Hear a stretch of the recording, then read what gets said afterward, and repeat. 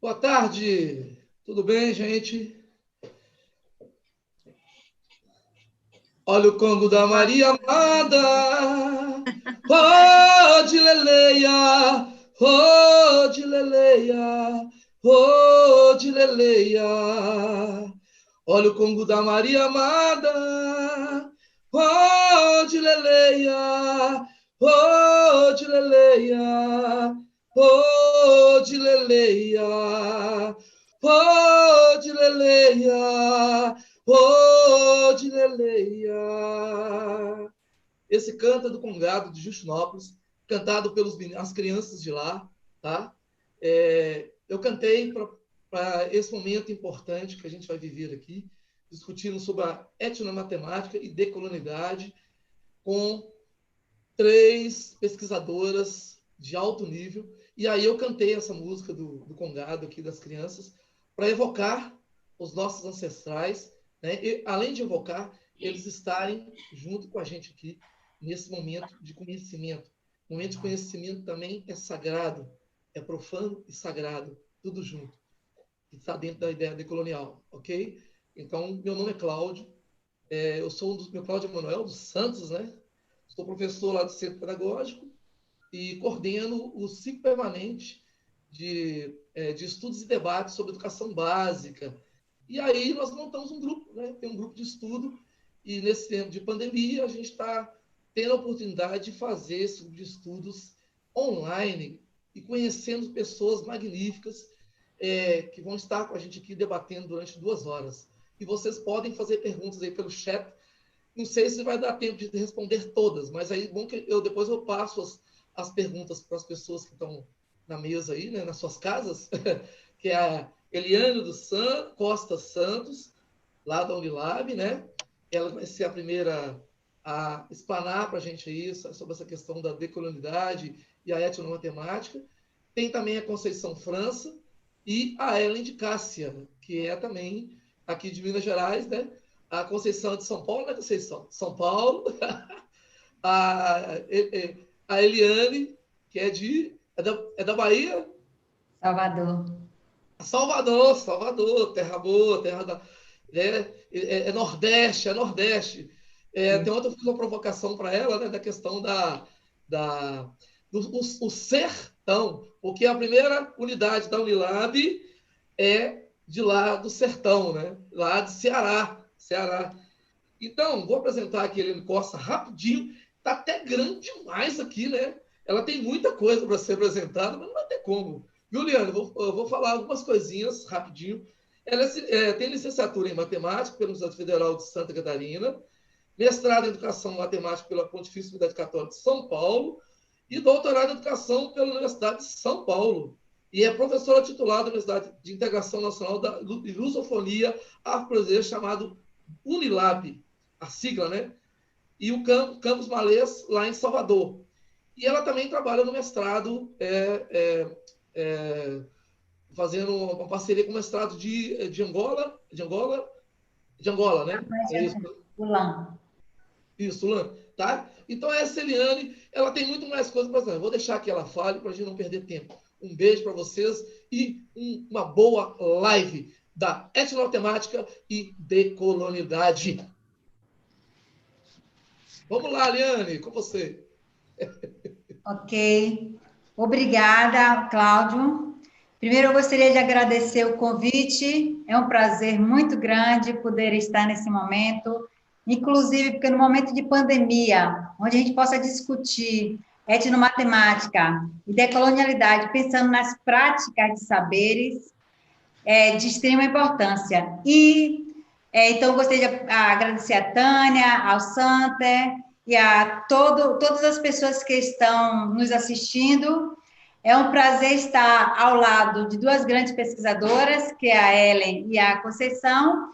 Nesse momento, eu vou estar teorizando um pouco e elas duas trarão um pouco de prática, tá? A gente vai entender um pouquinho o que é pensar em decolonialidade onde é que a etnomatemática pode dialogar com a decolonialidade, ok?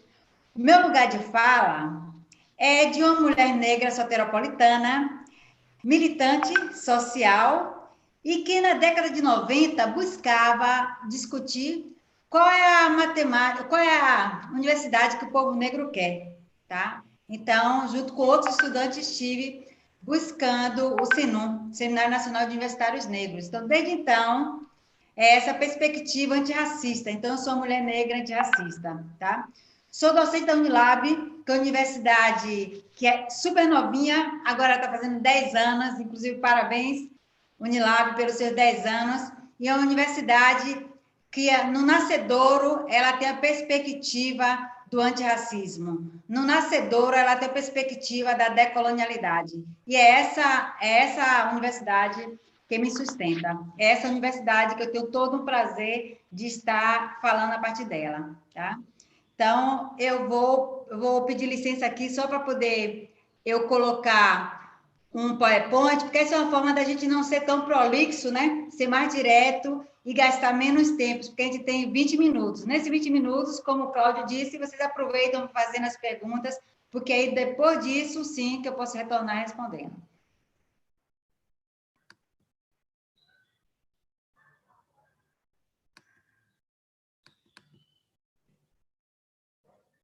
Tudo ok por aí? Um F5zinho aqui. Belezinha. Pode mandar ver, Eliane. Ok. Tá bacana aí. Tá visualizável. Tá? Precisa de dar um F5.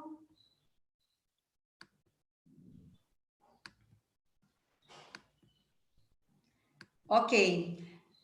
Quando a gente pensa em discutir a etnomatemática e as práticas decoloniais, é importante que a gente comece a discutir pensando nessa gênese da colonialidade, né? Em linhas gerais, desde o século XVIII, especialmente a partir do Iluminismo, é que foi se construindo a ideia de que a Europa e os europeus era o centro do mundo, né? De que havia entre eles uma evolução unilateral e unidirecional, tá?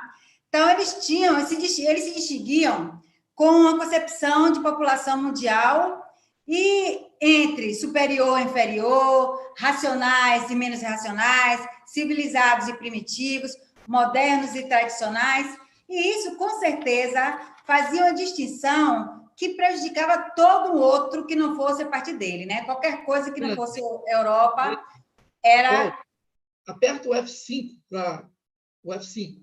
Ok. Fica mais nítido aí. Beleza? Desculpa aí pela introdução. Isso. Não, ok. Aí, tá?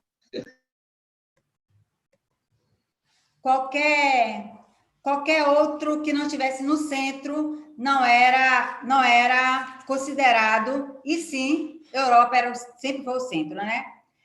E daí, quando a gente pensa nesse centro do mundo, eles têm como base toda uma história onde a colonização, né? A colonização e os descobrimentos, que foi encobrimento, não foi descobrimento, fez ele se sentir e quem não era dentro desse posto era o outro. Então, no segundo volume da Filosofia da História Universal, o Germânico Hegel, ele defendia que a Europa como centro do mundo, a Europa era centro, tá?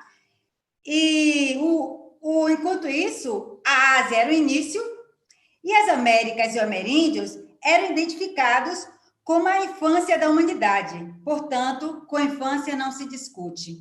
E a África, por ser primitiva, ele considerava animalesca, ele não teria propriedade para discutir o mundo histórico, ou seja, para eles não apresentava o que se poderia identificar como movimento de desenvolvimento histórico.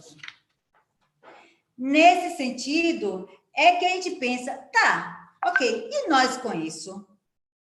E nós com isso é porque esse eurocentrismo não é a perspectiva cognitiva que pode estar pensando em nós. Pelo contrário, ela é exclusiva dos europeus e num conjunto de pessoas educadas sob essa hegemonia, e que naturaliza esse processo. Então, não são só os europeus que têm essa preocupação de tentar centralizar. Todas as pessoas que estão educadas sobre esse processo europeu, ele centraliza essa relação e que, portanto, ao ele centralizar, ele neutraliza qualquer outro processo, tá? Hoje, nós podemos afirmar que não é apenas os europeus que imaginam a si, a eles mesmos, como centro, né? Eles têm também a perspectiva de desclassificar o outro. E aí, essa educação nossa nos coloca nesse patamar. E nossas práticas curriculares, elas fazem parte desse processo. Agora, quando a gente pensa que essas práticas curriculares fazem parte desse processo, é de extrema importância que a gente perceba que há um grupo que pensa nesse processo que é de colonialidade e, consequentemente, após isso, a decolonialidade, tá? O GLACE, que é o Grupo Latino-Americano de Estudo Subalterno, em 1992, ele começa já a discutir essa questão da colonialidade. Acontece o Manifesto Latino-Americano, que levanta a necessidade de uma releitura das narrativas nacionais para detectar a ausência de representações da ação e da narrativa das comunidades subalternas, destacando ameríndias e de matriz africana. As e os intelectuais signatários do manifesto inaugural do GLACE, eles indicaram que a sociedade latino-americana exigia uma nova conceituação de lugar de subalternidade. Portanto, a gente precisava pensar nessa relação da pós-colonialidade, e não apenas a gente está pautado nessa colonialidade. Até aí tudo tranquilo? Mas sim, e esse grupo da modernidade e colonialidade? Esse grupo, que é um grupo latino, que é o qual a gente hoje vai estar dialogando com esse grupo da colonialidade e da decolonialidade, e com o Biratan de Ambrosio para falar da etnomatemática. Esse vai ser o nosso diálogo nesses minutos que nós temos, nesse pouco tempo que nós temos. Esse grupo modernidade e colonialidade, ele tem segundo Escobar, tido uma preocupação na força que é de marcar o movimento teórico-metodológico em questão, que é esses estudos decoloniais, que se estrutura a partir do grupo e que, na atualidade, leva o nome de modernidade, colonialidade e decolonialidade, segundo Escobar. Essa identidade de modernidade, colonialidade e decolonialidade, que é chamada de CMCD, trata da sugestão feita por Catherine Walsh para a utilização da expressão decolonização, com ou sem hífen, tá? Essa decolonização com ou sem hífen, e não descolonização. Isso é para a gente perceber que esse S marcaria a distinção entre a proposta de rompimento com a colonialidade, com seus múltiplos aspectos, e a ideia do processo histórico de descolonização via libertação nacional das antigas metrópoles, o colonialismo. Ou seja, é muito diferente da gente falar de decolonizar e de descolonizar. A colonização, ela teve uma preocupação com a economia, teve a preocupação com o sistema econômico e, portanto, houve o período de escravismo, só que ele vai embora. Acaba o período da colonização. E nem por isso descoloniza. Não. Pelo contrário, acabou o período da colonização, deixa uma mazela nos corpos, nossos corpos, que se chama colonialidade. E que aí, quando a gente tem essa preocupação dessa mazela, a gente vai estar discutindo colonialismo e colonialidade. Por quê? Porque o colonialismo, ele denota uma relação política e econômica de denominação colonial de um povo ou nação sobre outro. Aí o colonialismo, tá? Enquanto a colonialidade, ela se refere a um padrão de poder que não se limita às relações formais de exploração ou dominação colonial, mas envolve também as diversas formas pelos quais as relações intersubjetivas se articulam a partir das posições de domínio e subalternidade, destacando o viés racial. É de extrema importância quando a gente destaca esse viés racial. É bom a gente saber também que colonialismo e colonialidade, eles dialogam entre eles se relacionam. Por que eles se relacionam? Porque o colonialismo, segundo Aníbal Quijano e do CEL, ele pode ser visto como um processo de constituição de uma estrutura de poder que implicou na formação de novas relações sociais intersubjetivas, né? Fundamentando um novo tipo de poder colonial e que se deu às bases da sociedade latino-americana como a que nós conhecemos. E a colonialidade? A colonialidade, portanto, ela sobrevive ao colonialismo e se reproduz em uma tripla dimensão. Ela se reproduz na colonialidade do poder, na colonialidade do saber e na colonialidade do ser. Isso, segundo Miolo, cada uma das dimensões do poder, do saber e do ser, eles dizem respeito às relações políticas, epistemológicas e às relações intersubjetivas, configurando-se como o lado obscuro e necessário da modernidade e é a sua parte que se constitui e não se dissocia.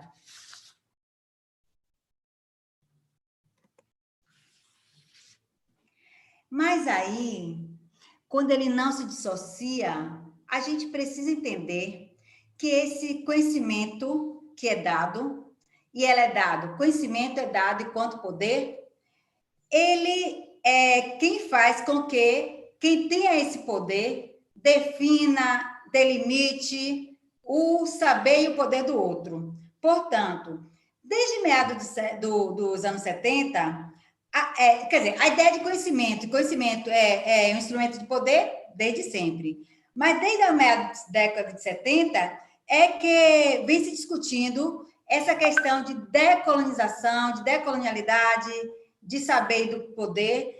E, segundo Miolo e Quijano, ele atribui a vinculação explícita entre a colonialidade do poder e nas esferas políticas e econômicas à colonialidade do conhecimento, concluindo que, se os conhecimentos são instrumento de colonização, uma tarefa urgente é de que a gente precisa decolonizar esse conhecimento. Aí eu vou ler aqui o que Quijano diz a partir de Miolo.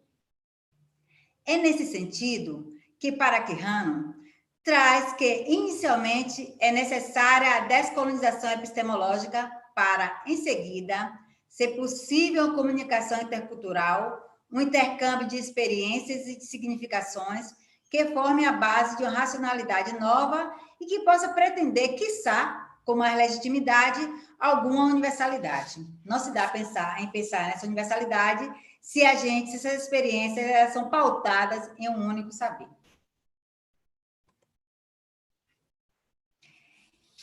E essa colonialidade e essa proposta de decolonialidade? A categoria colonialidade e a proposta da decolonialidade, ela tem aberto a possibilidade de reconstrução de histórias silenciadas, subjetivas, reprimidas e também de linguagens e conhecimentos subalternizados pela ideia da totalidade definida pela racionalidade moderna, ou seja, pela essa racionalidade dessa Constituição. Eita, que pulou aqui agora. É só voltar, tranquilo. Viu, Eliane? Sim. Fica tranquilo. Ok. Mas tá bacana, viu? Espera aí, ok, um minutinho só para eu voltar isso aqui. Eu aproveito para dizer que faltam 5 minutos, viu? Viu, Lívia? Okay. Ai! Isso que me deu agora, né?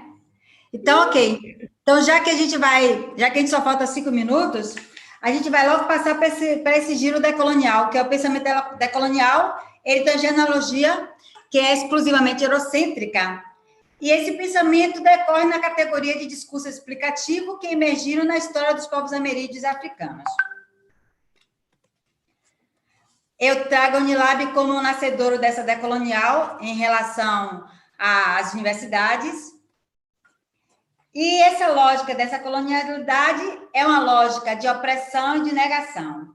A opressão, ela é apontada como aspecto que opera na ação de um indivíduo sobre outro em relação desigual de poder e a opressão sobre expressões alheias e diversas. E a negação se dá sobre os indivíduos à medida que negam o que, no fundo, sabem, no caso, a negação da alteridade que é a própria do outro. Eu falaria um pouquinho dessa história das ciências, mas eu vou só dizer para vocês que a história da ciência, ela sempre soube que é negado saberes e fazeres que não são outros, senão eurocêntrico, e, portanto, influenciava para que não houvesse aceitação em outros conhecimentos. Mas é etnomatemática com isso. Então, a gente traz essa importância de a gente decolonizar saber, né? Essa importância de a gente conhecer outros saberes que não o eurocêntrico e pensar que essa etnomatemática ela vem pensando em como fazer isso desde o 5º Congresso Internacional de Educação, que o Biratan de Ambrosio apresenta essa preocupação que ele tem, apontando que ele vai até o continente africano e, ao discutir com os doutorandos no Mali, ele percebe que existe outras formas de se pensar, existe outras formas de matematizar, que não essa única matemática que a gente trazia. Então, o Biratan de Ambrosio, inicialmente, nos aponta que havia uma outra forma que não essa. E foi a partir daí que a gente começa a pensar, tá? Nesse programa de etnomatemática, tá? Que, segundo de Ambrosio, o seu objetivo é dar sentido a modo de saber e de fazer das várias culturas. Então, é um programa que propõe um enfoque epistemológico associado à historiografia, ou seja, ele parte da realidade e chega de maneira natural, através de um enfoque cognitivo com forte fundamentação cultural à ação pedagógica. Vocês vão experimentar isso com as duas outras palestrantes que vão estar trazendo, porque tanto a Ellen quanto a Conceição, ela traz para vocês esse enfoque etnomatemático, tá? Ela traz essa dimensão que é da etnomatemáticas, ou seja, as ticas da matema de algumas etnos, a partir daí de pensar essas técnicas, essa forma de pensar, de calcular e de fazer, que são as matema, de determinadas etnos, de determinada cultura, de determinado local, de determinado povo. E por que é importante a gente pensar nisso? Porque hoje, essa matemática ao qual nós conhecemos, essa tica da matema, elas são técnicas de a gente problematizar, calcular e parar aí. Não tem a preocupação desse etnos, ou seja, não tem a preocupação de pensar nas diversas culturas. A gente trata da matemática escolar apenas dessas ticas da matema e não avança até tica da matema de diversas etnos. E essas diversas matemáticas, ela está envolvida nas relações sociais e culturais, o qual vocês vão ter a oportunidade de estar vendo com as duas outras palestrantes, né? Ela aponta que cada povo desenvolve sua própria forma de matematizar, então não dá para a gente ficar negando a cultura do outro. Mas não é tão fácil a gente estar pensando nessa matemática a partir da etnomatemática, né? A partir dessa etnomatemática.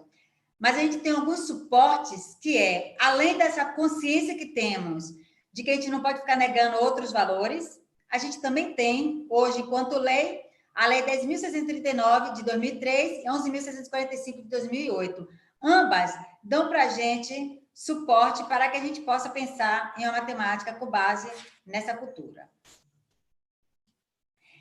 E já estou correndo para o fim, tá? Então, essa matemática, essa etnomatemática da educação, ela propõe desmistificar essa história única de que a matemática é difícil e complicada, valorizando a diversidade cultural e desenvolvendo a criatividade. Dito de outro modo, ela reconhece as diversas matemáticas. Não se fala Não se fala em negar a matemática escolar. As meninas trarão isso para você e você vai observar. Não se fala nisso. Se fala em reconhecer e assimilar a cultura do dominador e perceber que a gente precisa ter outras formas de pensar. A gente conhece eles, mas não pode negar a nossa. Porque uma árvore sem raiz, no primeiro vento que sopra, ela com certeza cai, né? Então, para a gente tá nesse processo, a gente vai estar tendo a preocupação com o local, é pensar nesse local, tendo a abrangência do que é além do que o local. Mas, por fim, essa etnomatemática, a partir dessa consciência que temos da importância da decolonialidade, que é a negação do valor único, a etnomatemática ela pode contribuir com tantas tendências emancipatórias, visto que procura entender o saber fazer matemático ao longo da história da humanidade, contextualizando em diferentes grupos de interesse, atendendo a várias dimensões. Essas várias dimensões, segundo o Biratan de Ambrosio, pode ser a dimensão conceitual, a dimensão histórica, a dimensão cognitiva, a dimensão do cotidiano, a epistemológica, a política, a educacional e por aí vai. Muito grata. Beleza, Eliane. Ok. Bacana demais. Bacana demais. É isso aí. A gente agradece. Abre a câmera, por favor. Ou eu abro aqui. Tem um cachorro aí.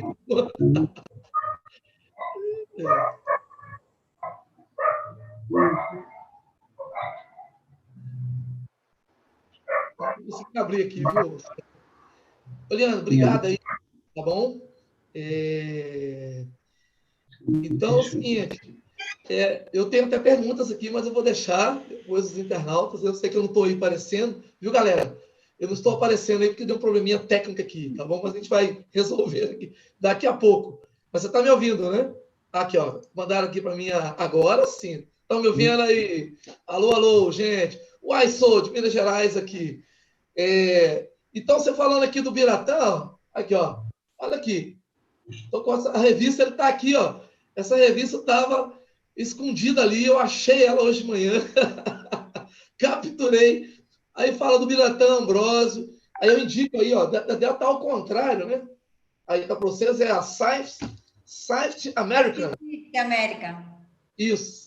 Então aí, ó, para as pessoas quiserem pesquisar mais, tem essa revista aí, ó, tá bom? E aí tem um artigo do Biratã aí falando dessas dimensões outras. A gente não está negando o conhecimento matemático, né?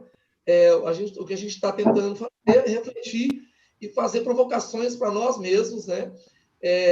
Educadores, pedagogos e professores, de que essa matemática ela pode ser vista de uma outra forma, né? Não da forma só técnica, né? De você dominar lá as fórmulas, a forma de escrever lá, tem várias formas de escrever aqui, né? Eu até esqueci o nome aqui agora, que eu não sou da área, mas assim.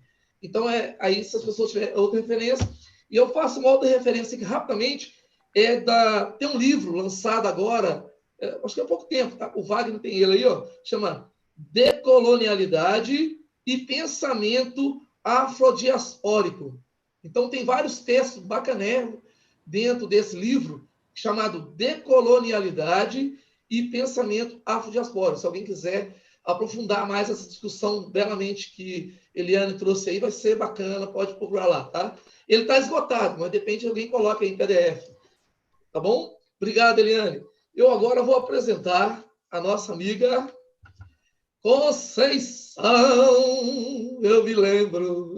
Eu não sei se você gosta dessa música da Conceição. É outra pesquisadora aí, tá bom? Aí ela vai, acho que ela e tanto ela, Conceição, quanto a Ellen, que já está a postos aí, elas vão aprofundar mais um pouco na realidade, como que elas estão...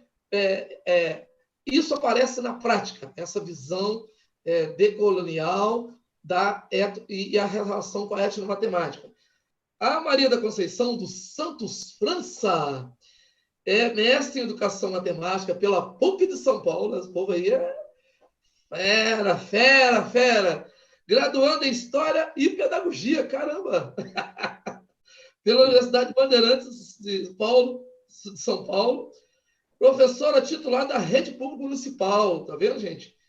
E tem trabalhado com as questões raciais desde 1990, né? Então, assim, é uma pessoa, é uma mulher negra atuante, né? Então, assim, tanto do ponto de vista acadêmico, mas tanto do ponto de vista político também. Isso é muito bacana, tá? Em 2013, volta para as ciências exatas, em especial a educação matemática, e atua com formação continuada de professoras e professores, né, dentro da área da educação básica. Conceição, é com você. Boa tarde, gente. Obrigada, Cláudio, né? Obrigada, Tânia. Obrigada a todos que estão proporcionando, né? Este momento tão importante, né? Que é um momento onde a gente vai dialogar sobre o ensino, a aprendizagem de matemática e as possibilidades, né? Como a professora Eliane acabou de dizer, existem várias matemáticas, né? Várias formas e modos de ensinar matemática. E o nosso tempo aqui hoje a gente vai utilizar falando um pouco da nossa pesquisa de mestrado com os tecidos africanos de Cabo Verde, né? Onde eu trabalho com etnomatemática aqui em São Paulo. Eu peço licença para passar aqui alguns slides, né? Vamos ver. Isso. Opa, vamos ver se é isso mesmo. Agora, como é que eu faço? Cliquei. Ai, o que aconteceu aqui? Gente, não entrou. Entrou aí, gente? Entrou o slide? Não. Share screen. Você vai lá no share screen. E depois você dá um F5 para ampliar a imagem, que ele fica bem nítido. Com calma, tranquila. Tá bom. Né? Sabe que essas questões técnicas tem hora que elas embaraçam. As questões técnicas, né? Aí você vai no share screen. Peraí. Share screen. Aí clica em cima. Isso. Um F5. Então, pessoal, a gente fez um ensaiozinho ontem, viu? Mas aí... Tá aparecendo para vocês os slides, não? Oi? Já está aparecendo? Não, ainda não. Conceição. Oh, meu Deus. Espera aí, gente, só um minutinho. A galera espera. Tudo bem? Desculpem, gente. Tranquilo. É o nervosismo do momento. É o nervosismo. Outra coisa. Ah, meu Deus. Só se a gente trocasse a ordem. A Ellen quer falar enquanto eu me resolvo aqui com a tecnologia? Posso sim. Aí eu apresento. Só para a gente ganhar tempo, para não perder, para não atrapalhar. Pode ser, Ellen? Pode ser, Ellen. Pode ser. Deixa eu colocar a Ellen aqui. A Ellen. E aí a minha cola sumiu aqui. A Ellen aqui, ó. Graduada! A Ação conseguiu abrir aqui, a dela, claro. Abriu, Conceição. Abriu. Aí dá o F5 para ela ampliar. Dá o F5. Tá. Desculpa, gente. Não, tranquilo, Conceição. Ó, vai com calma. Nós estamos por aqui, viu? Tá. Tem uma equipe técnica aí por trás magnífica que eu estou navegando em nuvens, tá bom? Eu peço desculpa. Tá bom? Dá o F5 aí. Dá o F5 para ampliar. É isso. Ampliou. Isso, beleza. Manda ver, menina. Vamos lá, rapidinho. Tá. Então, nosso trabalho ele vai começar a partir do momento das nossas inquietações, né? Eu, enquanto professora da rede pública, enquanto professora há mais de 30 anos, eu já leciono há 35 anos, então eu sempre tive essa preocupação, essa inquietação, né? Desse ensino, né? Dessas aprendizagens matemáticas e dessa invisibilidade que nós, população negra, né? Enquanto sistema, dentro do sistema educacional, a gente passa. Então, essas foram as questões, né? Que me levaram a ir pesquisar, a me aprofundar nesse ensino de matemática. Como eu disse antes, eu sou pedagoga, né? Já trabalho com a educação básica há muitos anos. Então, para uma pedagoga, uma socióloga, né, ir discutir matemática, né, ensino de matemática, é difícil. Então, a gente tem os desafios que a academia traz, né, para entender esse processo de educação, como é que essa educação se dá e principalmente, como é que a gente ensina uma matemática de modo significativo, de modo importante, de modo que essas crianças e jovens, né, eles entendam e aprendam, e que venha desconstruir essa ideia, né, eurocentrada de uma matemática muito difícil, de uma matemática que não se aprende, de uma matemática que, principalmente quando faz o recorte racial para nós, negros, ou para as crianças negras, elas não são né, falada e concebida com facilidade, né? Com facilidade assim. Então, há sempre a ideia de que a matemática ela é muito difícil, de que a matemática as crianças não aprendem. E eu sempre trabalhei, esses anos todos, sempre em bairros de periferia. Eu sempre trabalhei dentro de favela, em bairro de periferia, por escolha, por entender e acreditar que a gente pode contribuir, né, com essa reflexão, com esses pensamentos, com esse ensino dessa matemática. Então, o caminho que a gente percorre, né, assim, os meus primeiros olhares para a etnomatemática, é quando eu conheço a professora Eliane Costa, que eu vou validar a pesquisa dela de doutorado, lá em 2013. E aí, a partir do momento que a gente faz essa validação, na prática, as crianças adoram, as crianças ficam encantadas, as crianças se apaixonam, e aí eles falam, professora, nem parece que a gente está aprendendo matemática, né? Antes eu já tinha outras experiências com a etnomatemática, eu fiz um curso com o professor Henrique Cunha, né, nas nossas pesquisas e tudo mais, mas é neste momento que eu tenho um contato direto com a etnomatemática. Em 2015, eu conheci a professora, já tinha ingressado no mestrado, e eu conheci uma professora de Cabo Verde, né, onde ela trabalhava com o pano da terra, ela trabalhava na área de artes, então todos os conhecimentos que eu estava querendo pesquisar, ela trabalhava na área de artes, lá em Cabo Verde, né, que é a professora Olga. E aí, nessa história da pesquisa, a gente faz um recorte com a questão da vulnerabilidade, né, desses bairros, já que eu disse que eu trabalho em bairros de alta vulnerabilidade social, né, com recorte de alta vulnerabilidade. Então, a gente acredita que essa matemática ela tem que ser significativa. Essa matemática ela tem que ser o ensino de uma forma geral, mas, principalmente, a matemática, já que a gente está tentando desconstruir essa ideia eurocentrada e que as pesquisas mostram, né? Você procura os dados do IPEA, você vai procurar os vários dados que discutem educação, e quando você olha o resultado dos meninos nas avaliações externas em relação à matemática, eles estão sempre abaixo. Quando você faz o recorte desses meninos negros, né, de periferia, o recorte ainda é maior. Aqui, de um lado, eu tenho a Escola de Cabo Verde, que é lá onde eu fui fazer a minha pesquisa, tá? E, do outro lado, eu tenho a escola onde eu trabalho, que é lá em Itaquera, no Parque Guarani. Então, o diálogo ele acontece nesses dois momentos. Essa pesquisa ela vai acontecer lá em Cabo Verde, quando eu vou visitar a professora, quando eu aprendo a fazer os padrões geométricos, e eu faço a atividade com os meus alunos. Eu quero dizer que eu continuo trabalhando com eles, tá? Então, a gente ela usava, eu conheci o pano da terra, porque a África tem muitos tecidos, e o tecido ele traz história, ele traz conhecimento, ele dá uma base histórica muito boa. E a etnomatemática me permitiu nesse diálogo, né, de trazer a questão histórica com o conhecimento científico da matemática. Então, a gente vai usar o pano da terra. E o pano da terra, ele é um pano que ele é construído por artesãos, e assim, ele foi, segundo Carreiras, ele foi um pano que ele tinha poder econômico, ele tinha poder de moeda. Então, ele foi utilizado durante muito tempo. E esse pano, ele é geometrizado, e ele vai trazer esse conhecimento é a base. Então, a professora Olga lá trabalhava com os padrões, ela fazia a sequência didática, tirando do tecido, trazendo para o papel quadriculado e fazendo essa transposição. E aí a gente vai fazer esse trabalho junto com ela.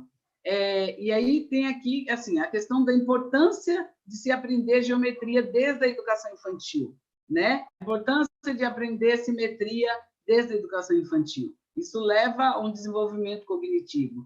Lá no currículo, nos parâmetros curriculares, quando ele vai falar da questão da matemática, da importância da geometria, e vai dizer que o pensamento geométrico desenvolve, né, desenvolvido inicialmente pela visualização. Então, as crianças, à medida que ela pegava o tecido, que ela olhava, que ela tocava, né, o concreto, esse aprender no concreto, e depois a gente ia, né, tinha toda uma contextualização, e aí a gente ia para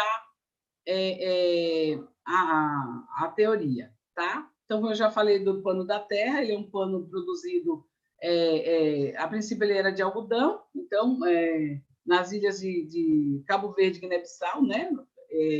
O nosso corte é em Cabo Verde, eu não trabalho com os tecidos da Guiné, né? Embora eu tenho aqui tecido né, do pano da terra de Guiné-Bissau, mas no recorte da pesquisa foi com os de Cabo Verde, tá? Então, esse pano, ele tem uma referência, ele é importante, né, para toda uma economia local. Ele era um tecido que era usado como moeda de troca, era um tecido que ele permitia compra e venda de terras, né, de uma série de artefatos. Aqui é minha visita a Cabo Verde, eu estou aqui do lado de um artesão, tá? Ele é um dos que faz o pano da terra, este é o pano da terra. Então, assim, o pano da terra ele tem uma variedade, vai do singelo ao mais, vai dos mais simples aos mais complicados dentro dessa geometrização. Vocês podem ver que ele é todo geometrizado. Ele é assim mesmo, em faixas. À medida que ele vai sendo tecido no tear, o artesão vai trazendo essa composição, né, dos padrões. Ele vai formando os padrões. E são esses padrões que a gente ensina em sala de aula e vai trabalhar com os conceitos de geometria e simetria, tá? Aqui é o pano que eu trouxe, né, eu trouxe de Cabo Verde, e aqui é uma atividade onde a minha aluna, eu ensino a fazer, eu vou para a lousa e eu faço, né, essa transposição, eu vou ensinando, primeiro eu ensino o conceito de padrão, ensino a questão da geometria, né, as figuras geométricas, tudo que está envolvido. E depois desse processo, as crianças elas vão fazer suas próprias, né, seus próprios padrões, tá? Então, a gente usa no nosso trabalho, além de todo o conhecimento do D'Ambrosio, eu me apoio também no trabalho da professora Eliane, tanto no mestrado quanto no doutorado, porque ela trabalha os tecidos de Gana, e ela vai trabalhar com etnomatemática partindo dos tecidos de Gana, e é o suporte também que me ajuda, né, com esse trabalho. E também o Paulo Gerdes também traz esse apoio para a gente, porque o Gerdes ele faz um trabalho grandioso lá na África, né, com as cestarias e tudo mais, e trabalhando a etnomatemática. Então, e o D'Ambrosio também, que vem, né, nos dar suporte. Então, são vários os teóricos que a gente vai utilizar para dar esse suporte para esse aprendizado, né, para que ele fique mais significativo. Aqui, como eu falei, eu conheci a professora, né, a Olga, fui até Cabo Verde para conhecer o método como ela trabalhava, né, como ela fazia, aprendi, são 25 padrões, eu não os aprendi todos, né, isso é uma coisa que eu vou continuar no doutorado, essa questão dos padrões, né, a continuidade. Aqui, ó, aqui é uma sequência, aqui é um papel quadriculado, aí aqui são os padrões, isso aqui é o resultado final já dos alunos, e aí a gente vai trabalhando várias questões, né, com a padronagem. Então, a gente ensina o menino a fazer o padrão, e a partir do momento que ele vai fazendo o padrão, ele traz para o papel quadriculado, e a gente vai trabalhando, né, aqui, ó, simetria bilateral, tá?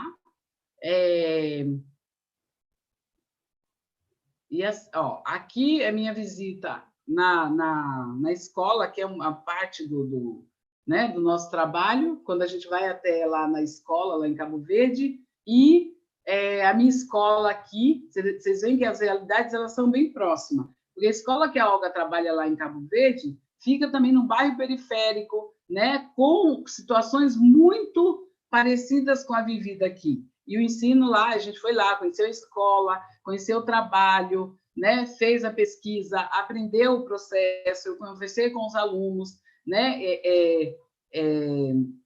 Teve a possibilidade, a gente, né? Teve a possibilidade de conhecer esse trabalho. Aí, a partir desse momento que eu conheço o trabalho, eu volto para o Brasil e aí eu vou fazer a sequência didática. Um detalhe, esses meninos dos 7º anos aqui, com os quais eu fiz a minha pesquisa, eles foram aquela turma lá da professora Eliane, que a gente já tinha experienciado,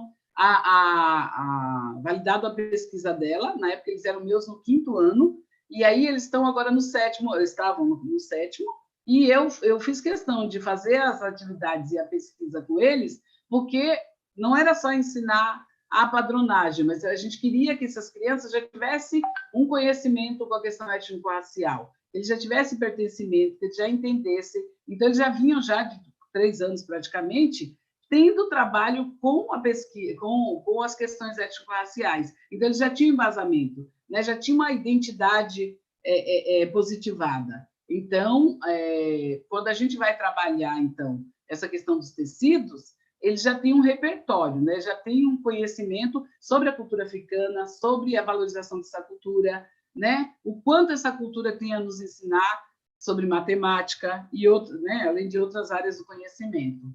Então, a gente foi fazendo uma série de atividades. Aqui eu estou com o pano da terra, né? Um tecido que eu trouxe também de Cabo Verde, e eu vou mostrando para eles os padrões, explico o conceito de padrão, explico, né, a questão da simetria, a importância da simetria, por que, né, a gente aprende, por que é importante aprender simetria. Eu faço toda uma investigação com eles, tá?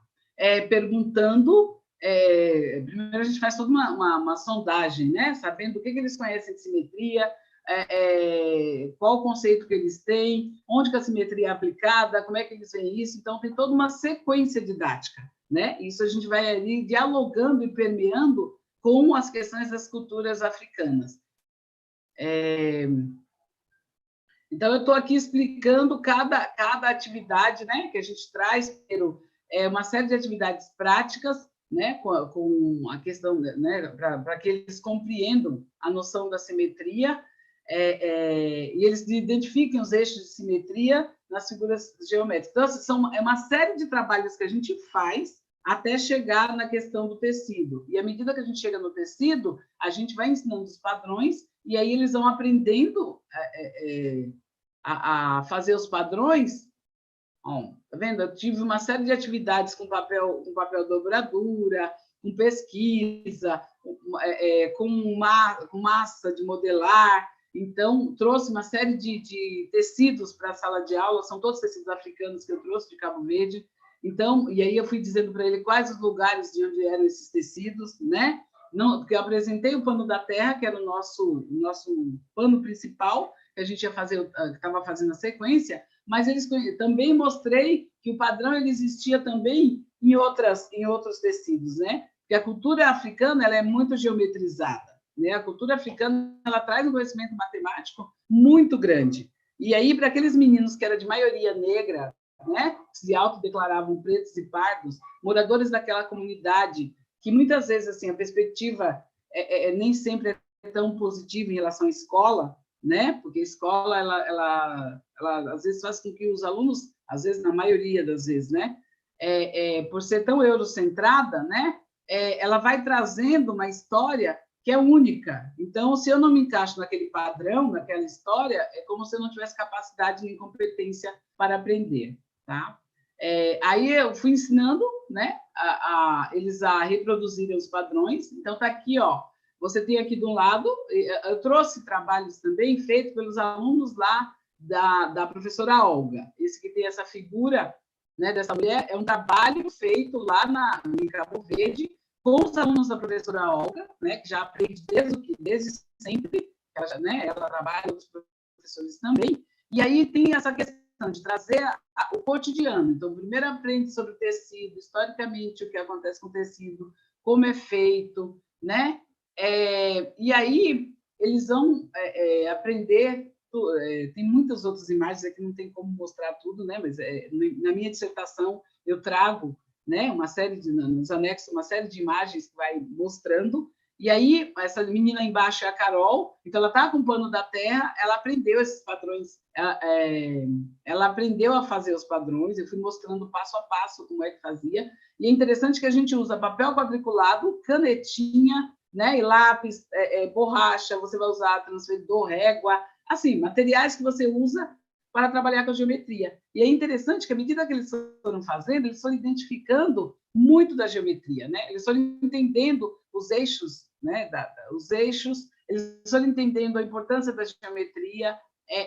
Expliquei sempre, porque quanto mais a gente aprende, mais, né? Eu brinco sempre que, assim, os meus alunos são os mais inteligentes do continente, porque, né? Da face da Terra, porque eles são alunos que têm conhecimento tanto da questão da identidade, como da questão de outras aprendizagens, né? Então, a etnomatemática, o tecido, ele vem permitir este diálogo entre os conhecimentos culturais científicos africanos, né? E esse ensino da matemática. Então, aqui também, né? Já é uma outra. Aqui eu estou na sala e aqui tem os meus alunos que estão fazendo o trabalho. Então, eles vão criando, depois que eles aprendem a fazer os padrões, né? E aí toda a questão do conceito e tudo mais, a gente fazia sempre, cada vez que a gente fazia atividade, a gente tinha uma roda de conversa, a gente tinha uma avaliação do encontro, né? A gente trazia para que eles pensassem, repensassem e vissem o que eu aprendi, o que eu sabia, o que eu não sabia,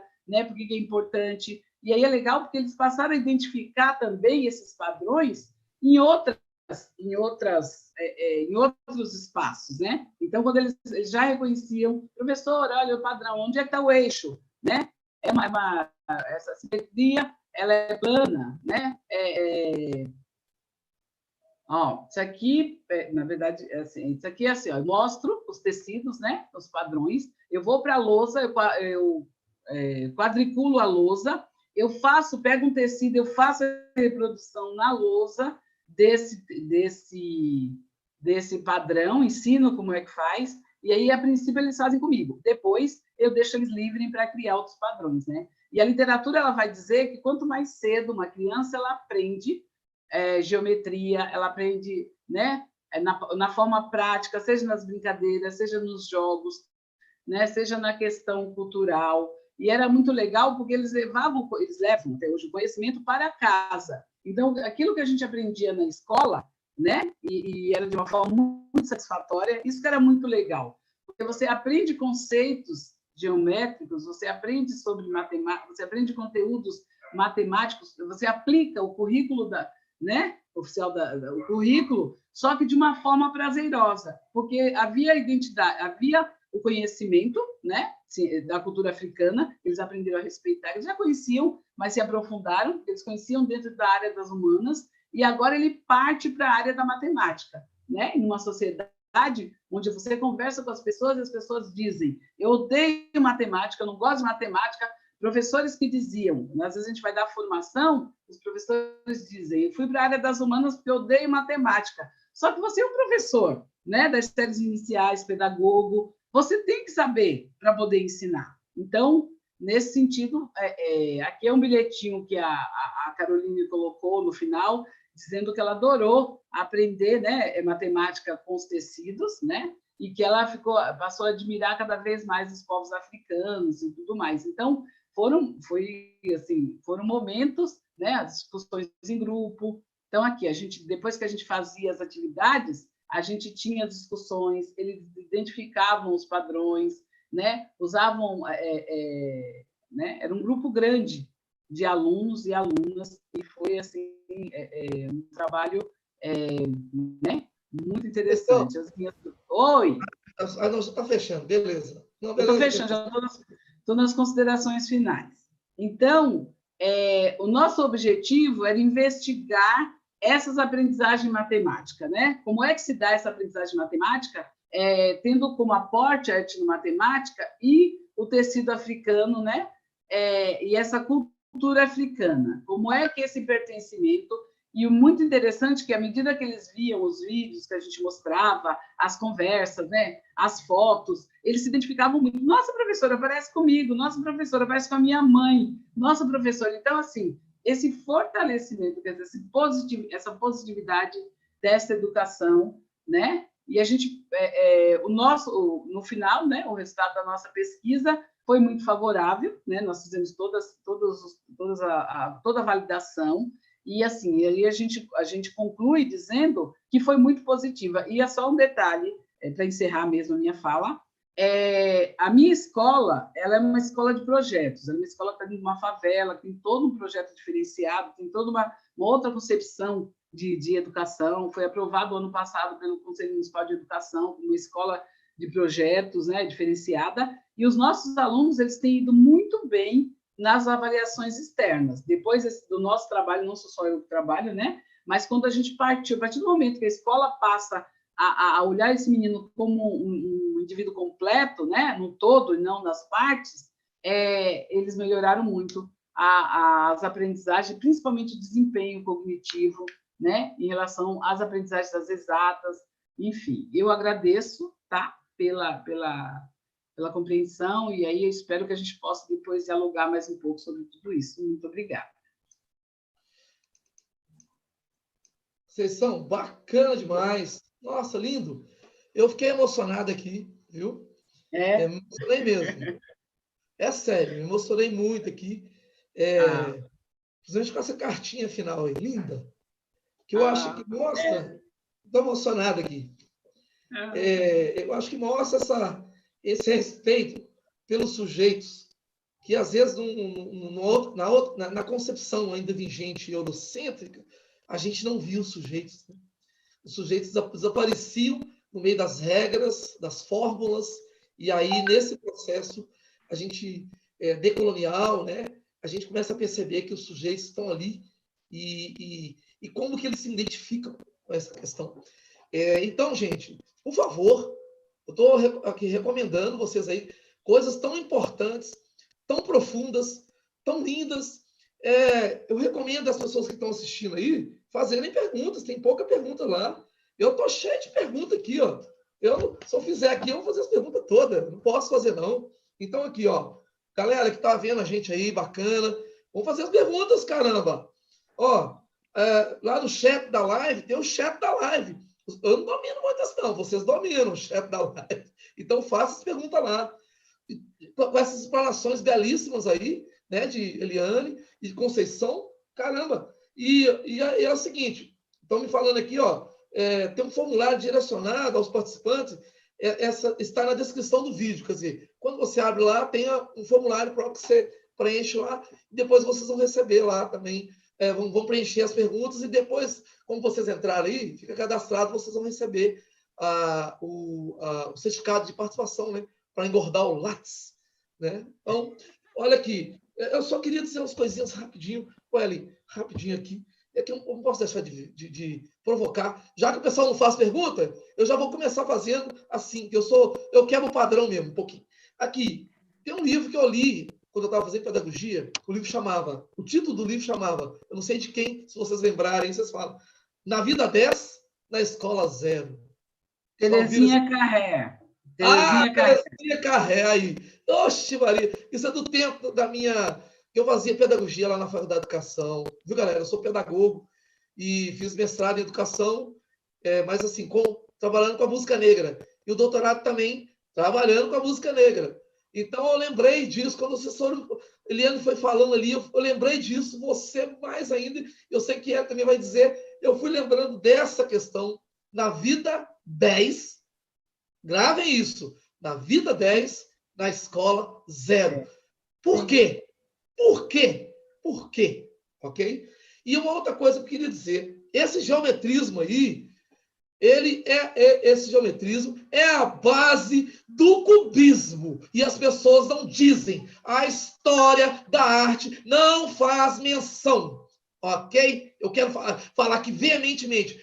O Picasso se inspirou nessa arte geométrica da África, e as poucas falas e estudos dentro da história da arte não citam essas influências pesada que está no cubismo. Se não fosse o geometrismo africano, Picasso não tinha inventado o cubismo.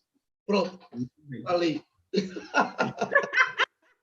Agora eu vou para Ellen. Minha linda Ellen. Vamos lá. Mineirinha? É mineirinha, né? É, Igual. mineirinha. Ô, Ellen, a Ellen é o seguinte, é uma figura também bacana, tenho convivido com ela aqui, pessoa muito comprometida aí também com as questões aí da ética matemática, né? Nas escolas públicas aqui de Belo Horizonte, de periferia também, né? Isso é importante para dizer que a periferia tem jeito, ok? E a gente acredita na escola pública, tá? No entanto, a minha filha, eu sou professor da UFMG, minha filha não estuda em escola particular, viu, gente? Ela estuda em escola pública. A maioria da galera lá, dos professores, boa parte dos meninos estudam na escola particular. É só uma parte aqui. Não são todos, não estou condenando ninguém, tá bom? Ela é graduada pela Universidade Federal de Minas Gerais, parceira do projeto Ciclo Permanente de Estudos e Debates sobre Educação Básica. Ela faz, agora, no atual momento, a mestranda do Programa de Pós-Graduação em Educação e Conhecimento e Inclusão da Faculdade de Educação, linha de Educação Matemática, e tem trabalhado aí já há um tempo com a Lei 10.619 e a 11.645. Então, diga lá, Ellen, é com você, minha linda. Boa tarde, está me ouvindo bem aí, né?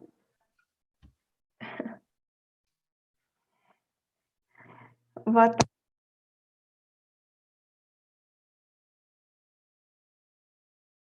Ellen, ficou mudo. Me ouvindo? Agora sim, beleza. Tá bom. Apresentações maravilhosas aí anteriores, né, da ação da LIO. Estou muito honrada de estar, né, com elas aí, com você também, Cláudio. Agradeço também a equipe aí, né, do Ciclo Permanente, né, de Estudos e Debates, da oportunidade. Então, gente, eu faço, né, o mestrado na linha de Educação Matemática, né, na Faculdade de Educação, na UFMG, e eu gostaria de falar hoje para vocês um breve relato de experiência, né, para dar continuidade aí aos debates das práticas, né, decoloniais. E eu acredito muito, assim, que essa escola pública, né, que vem sendo, assim, infelizmente, né, vítima desse sucateamento, né, da educação, ela tem jeito, sim, porque nós, professores, né, que estamos comprometidos, né, com essas legislações antirracistas, né, que é a Lei 10.639 e a 11.645, a gente vem, né, tentando fazer com que esses alunos eles tenham visões, né, diferentes, né, perspectivas diferentes, né, sobre eles mesmos, sobre a identidade. Então, é sobre isso que eu gostaria de falar aqui com vocês. Em 2018, né, eu trabalhei numa escola pública de periferia aqui em Belo Horizonte. A maioria desses estudantes são negros, né, pardos, alunos pretos, pardos, e como, assim, a maioria das escolas públicas que a gente conhece, né, gente, que os alunos, eles são, assim, normalmente, não costumam ter, né, essa motivação, né, nem pela escola, nem pela matemática, né, por diversos fatores que nós conhecemos. Então, eu chego nessa escola, né, como professora designada do Estado e com esse desafio, né, de trabalhar. Então, assim, no primeiro momento, quando eu chego nessa escola, eu me deparo com esses alunos, assim, bem desmotivados, né, e eu pensei, nossa, eu tenho que tentar fazer algo por eles, né, assim, eu também venho de escola pública, né, sempre estudei em escola pública, então, sabe dessas dificuldades. Eu vou compartilhar com vocês aqui um PowerPoint. Então, só um minutinho. Pode ficar tranquila. Tá, Isso. quando aparecer, você me fala. Claro. O F5 apareceu. O F5, por favor. Certinho, então? Nossa, manda ver, Ellen, com você. Ótimo. Então, a minha intenção, gente, com vocês aqui hoje é falar dessa experiência que eu tive na escola pública e interagir também com os professores que estão online aqui, né? Professores de matemática, nessa perspectiva de decolonizar as aulas, né, por meio de ferramentas históricas, sociológicas e políticas, porque, assim, até esse dado momento, né, como a gente sabe que essa matemática eurocêntrica e hegemônica, normalmente ela se coloca como algo neutro, né, que ela, como se diz, as aulas de matemática são tidas, assim, lugares para não discussão de atualidades, né. Então, a gente tenta fazer uma desobediência epistêmica, né? ou seja, tornar essa aula de matemática um lugar, sim, para discutir questões históricas, sociológicas, políticas. E então é isso que eu trabalhei com esses alunos e gostaria de estar interagindo com vocês sobre esse tema. Essa escola, né, como eu mencionei para vocês, é situada em uma periferia de BH, é um entorno, né, assim, coberto de vulnerabilidades, né, sociais, violência, tráfico de drogas. É uma escola muito difícil, porque estava muito difícil até para os diretores conseguirem professores que quisessem trabalhar nessa escola, porque já teve assim, casos muito sérios, né, de violências, até mesmo de suicídio de alunos. Então, assim, eu chego nessa escola e os diretores já estavam meio achando que eu não ia ficar assim muito tempo, por causa desses desafios mesmo. Então, assim, o contexto do bairro, né, realmente um bairro, assim, bem carente, né, os alunos vêm, assim, dessa trajetória muito difícil, né, de vida mesmo, e esses estudantes, né, eles chegam, assim, simplesmente nas primeiras aulas eu tive muita dificuldade, né, e com a abordagem, assim, da temática 10.639, no final, eu fui muito surpreendida, assim, por esses alunos, porque o comportamento realmente mudou completamente, sabe? A partir do momento que dei ouvido a eles, né, e nós conseguimos construir algo, uma espécie de aquilombamento dentro da aula de matemática.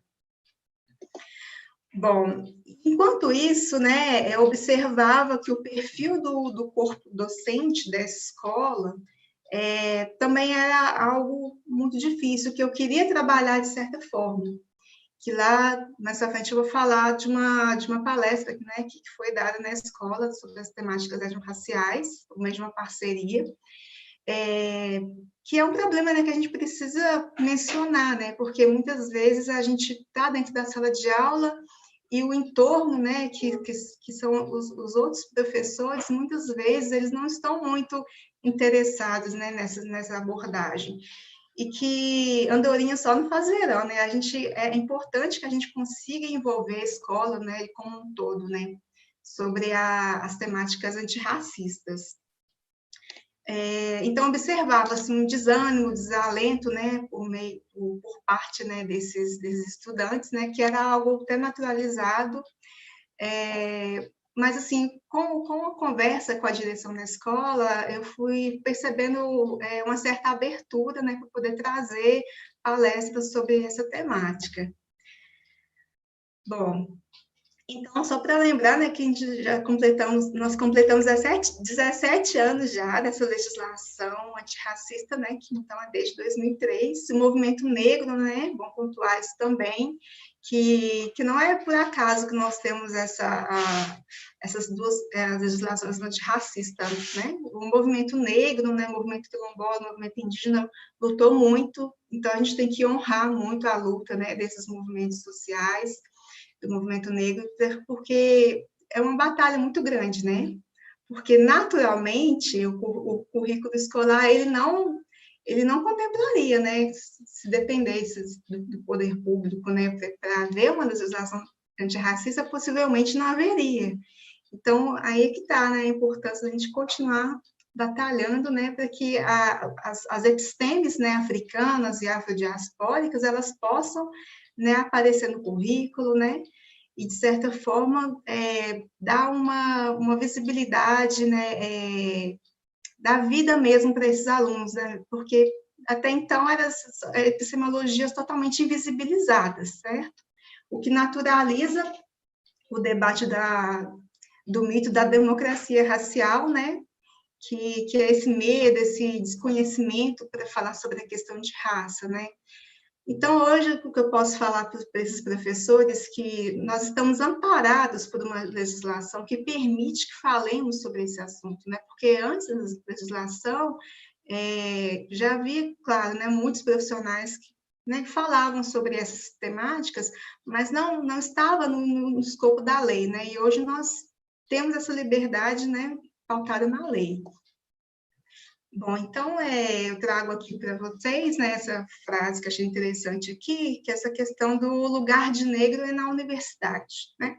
Então, comecei a trabalhar com esses alunos a questão da autoestima, porque quando perguntava para eles, né, onde eles se imaginavam nesse futuro, eles, assim, poucos eram os que falavam que iriam estar cursando uma universidade. Então, passei a trabalhar com eles, assim, perspectiva de montar projetos de estudos, né, assim, cronogramas de estudo, muitos deles não sabiam como estudar, chegavam, né, da aula, né, dentro de casa, e ficavam no videogame ou no celular, não tinha, assim, muito perspectiva, né, o horário de estudos, então tudo, eu mostrei para eles que é uma questão de estratégia. Usei o meu exemplo também para eles, né, porque por ser uma mulher negra, estudar em escola pública, eu sempre fui muito disciplinada, né, com os meus horários de estudos, então eu fui compartilhando essas estratégias com eles, porque a gente sabe que se a gente está numa sociedade que é estrutural e institucionalmente racista, essas microestratégias diárias que a gente muda, elas assim, são totalmente determinantes, né, para o nosso sucesso, né, nesse futuro.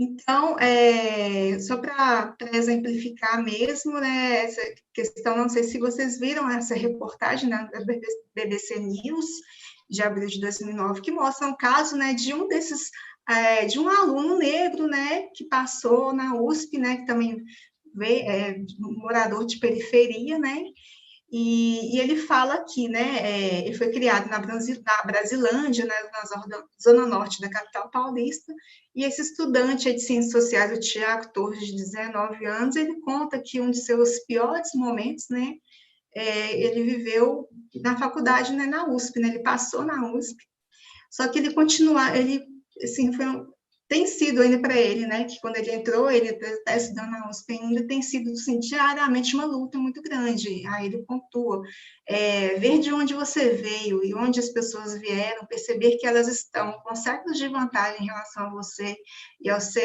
seus, tem sido bem triste para mim. Ele escreveu isso numa rede social, né, para pontuar que quando o estudante ele chega num ambiente que foi construído historicamente para as pessoas brancas, né?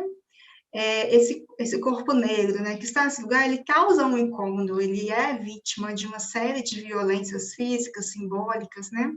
Então, eu fui preparando esses meus alunos, conversando com eles o que é estar também, né, uma pessoa negra numa universidade, e nós fomos tornando uma aula de matemática um espaço, né, com rodas de conversa, debates, que uma troca de conhecimentos, eu ouvia muito da história deles, compartilhava a minha história com eles, compartilhava a história de outras pessoas negras, né, também, com esses alunos.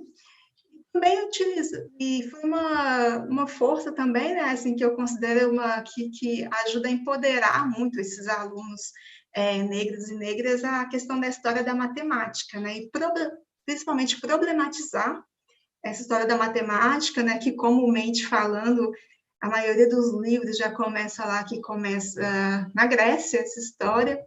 Então, eu já cheguei, assim, polemizando, assim, na aula, né, coloquei para eles, de onde que vem essa história da matemática, quando começava a matemática, eu coloquei, assim, várias perguntas, assim, para deixá-los, assim, bem encocados mesmo, né.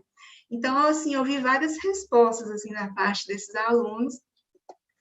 Então, eu trabalhei com eles, né, aquilo que estava mais palpável, né, para mim.